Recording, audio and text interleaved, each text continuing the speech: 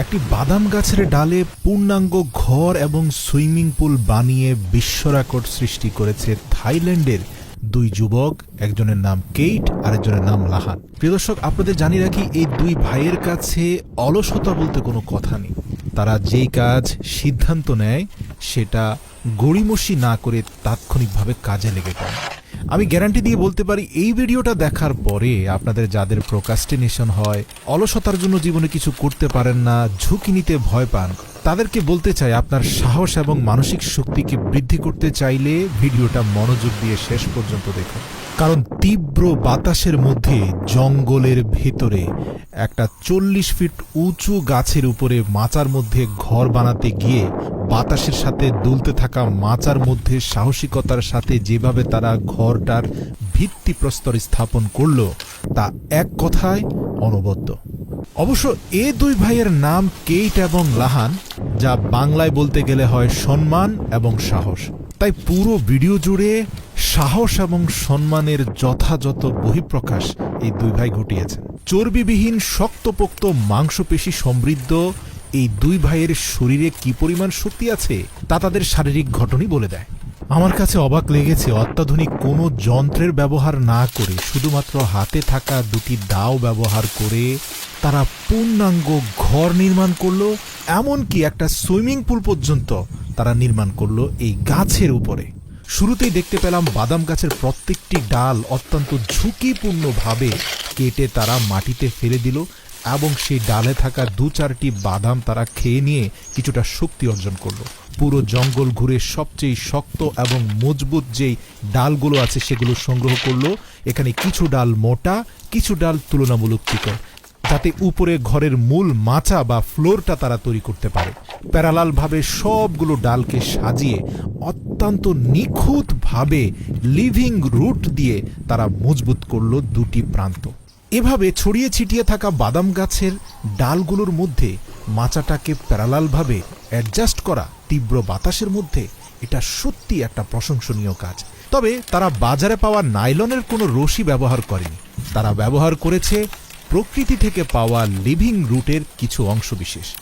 আমি ইন্টারনেট ঘেটে জানতে পেরেছি এই লিভিং রুটগুলো এক ধরনের পরগাছা, মানে যে কোনো মাতৃগাছে যদি আপনি ছড়িয়ে ছিটিয়ে দেন সেখান থেকে সে খাদ্যদ্রব্য গ্রহণ করে বেঁচে থাকতে পারে, এমনকি বংশ বিস্তার করতে পারে।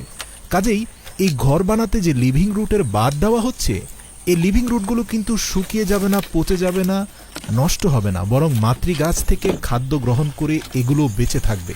কেইট এবং লাহান অত্যন্ত পরিশ্রমী। তারা মাত্র 1 সপ্তাহের মধ্যে সম্পূর্ণ ঘর এবং সুইমিং পুল নির্মাণ শেষ করতে চায়। তাই মাত্র 3য় দিনের মধ্যেই তারা মাচার উপরে ঘরের মূল ভিত্তিপ্রস্তর স্থাপন করল। ঘরের মূল কাঠামোর পিলারের সাথে প্রত্যেকটি গাছের ডাল লিভিং রুট দিয়ে বেঁধে মাত্র 3য় দিনের মধ্যে দোচালা ঘরের মূল কাঠামোকে দাঁড় করিয়ে ফেলল। প্রিয় দর্শক, আজ 5ম দিনের কাজের শুরু হয়েছে। শুরুতেই তারা সুন্দরী গোলপাতা দিয়ে দোচালা ঘরের দুই পাশে প্রাকৃতিক চাল তৈরি করে মধ্যখানে মোটা করে গোলপাতা বেঁধে দিল, যাতে বৃষ্টি আসলে ঘরের ভেতরে পানি ঢুকতে না পারে। মজার ব্যাপার, দেয়াল হিসাবে তারা ব্যবহার করলো জঙ্গল থেকে খুঁজে পাওয়া হেভি বাঁশ, এবং এই বাঁশগুলোকে লাগানোর জন্য স্ক্রুর মতো করে ছিদ্র করে সেখানে ছোট বাঁশের কঞ্চি দিয়ে মূল কাঠামোর সাথে অ্যাডজাস্ট করা হয়েছে। মানে প্রত্যেকটা কাজই ন্যাচারাল, এখানে কোনো তার কাটা বা পিন ব্যবহার করা হয়নি, এমনকি কোনো লোহার স্ক্রু ব্যবহার করা হয়নি। 4র্থ দিনের বিকেল গড়াতে গড়াতে দেখা গেল বাদাম গাছগুলোর ডালে ডালে ছোট ছোট শাখা গজাচ্ছে। কেইট এবং লাহান মূল ঘরের 90% কাজও ইতিমধ্যে শেষ করে ফেলেছে। দীর্ঘ 4 দিন আকাশ মেঘলা হলেও বৃষ্টি কিন্তু হয়নি। মজার ব্যাপার, আজ কাজ শেষ হওয়ার কয়েক মিনিট পূর্বে তীব্র বৃষ্টি নামল। তারপরেও হাতের কাজ শেষ দিয়ে নিজেদের নির্মাণ করা ঘরের ভেতরে বৃষ্টির সময় আশ্রয় নিল কেইট এবং লাহান।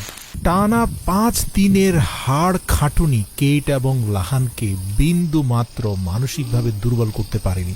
আর তাই তো ষষ্ঠ দিনের শুরুতে সুইমিং পুলের মূল ভিত্তিপ্রস্তর হিসাবে তারা 4টি শক্তপোক্ত জঙ্গলের গাছ এনে স্থাপন করলো এবং নিচে শক্ত পাথর দিল, কেননা এই 4টি গাছের মাচার উপরেই তৈরি হতে যাচ্ছে তাদের ছোট সুইমিং পুল।